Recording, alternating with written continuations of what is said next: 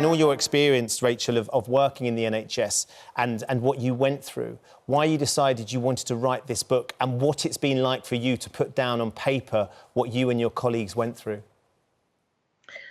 Well, that first wave back in March, April, May, when we had no vaccines, no treatments, this completely new virus was terrifying and overwhelming for us all. And I think in the NHS, we had never known death on that scale. We had never experienced patient after patient after patient with the same disease, the same symptoms, just dying with us powerless to stop that. But at the same time, as the trauma of that, I was lucky enough every single day at work to see something amazing that gave me hope and inspiration. And that was my NHS colleagues around me, the nurses, the porters, the doctors, the cleaners, despite everything, with a smile on their faces, doing all they could through their PPE to help these poor patients feel as though they mattered, that they weren't alone, they had people caring for them come what may.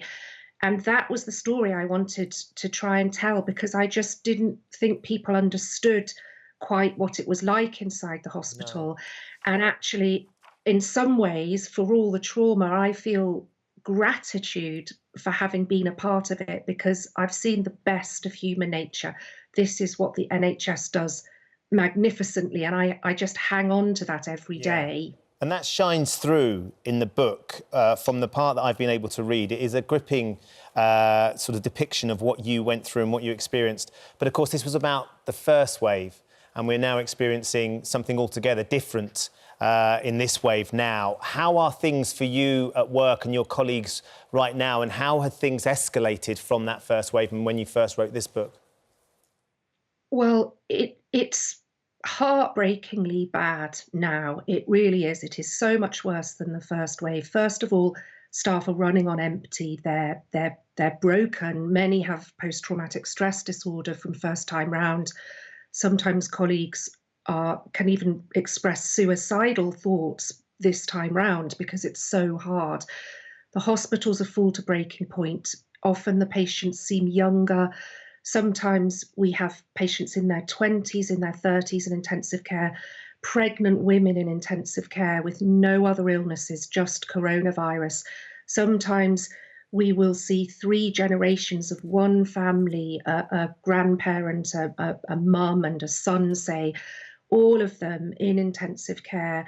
They mixed at Christmas, and now literally 3 generations, you see them die one after another. And that is unimaginably bad. And I think part of the trauma is before Christmas, we were screaming from the rooftops, please lock down properly. And it didn't happen. So here we are now with over 100,000 deaths in Britain, an unimaginable number. And I think part of the trauma for staff is this feeling that it didn't have to be like this. So when you hear, Rachel, with that in mind, when you hear Boris Johnson say, we've done everything we can, how does that make you and your colleagues feel? I was absolutely sickened when I heard him say that, because it was patently and obviously a lie. He didn't lock down promptly. He didn't close our borders. He didn't protect our care homes. He threw vulnerable people to the wolves in care homes.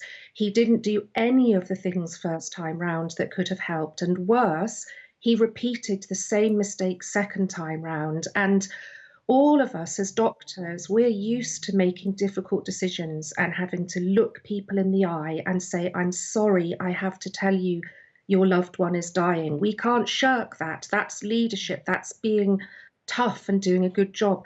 Boris Johnson stands up in front of the cameras and he doesn't even have the decency to brush his hair, and he looks the country in the eye and he doesn't tell the truth. He tells us what he thinks we want to hear, what's popular, instead of what's right. And I can't forgive him for that, because that failure of character is having a cost of tens of thousands of lives, and we are seeing these people die. I mean, it's such a sobering account, Dr. Rachel Clarke, of what you're experiencing. And Kevin, You know, I said to Ben at the beginning of the programme, I have found this week particularly bleak. You know, yesterday, Piers and I were here reading out some of the names and stories of people who'd lost their lives during the coronavirus pandemic. And there was a moment where it really hit me as we were giving an account of those people. And that was when I said, for each of these stories, there are 4,000 other lives that have been lost. 4,000 other lives for every single name we read out. And Dr. Rachel Clarke there saying, you know, it's not good enough to hear the Prime Minister say, we did everything we could. It's almost as if this week is the sort of reckoning, isn't it? It is, and you know, as you say, and you know, I was listening to Rachel there, Dr. Clarke, and you know, she's living with this every day, going to work and you know, fighting against the odds to try and save people. And behind those bull statistics of more than 100,000 dead, the only country in Europe with that rate, currently the fastest rate, it's just appalling because they are all lives, and then there'll be all those people grieving, all those people who got long-term damage, people who are traumatized. It just didn't have to be like this.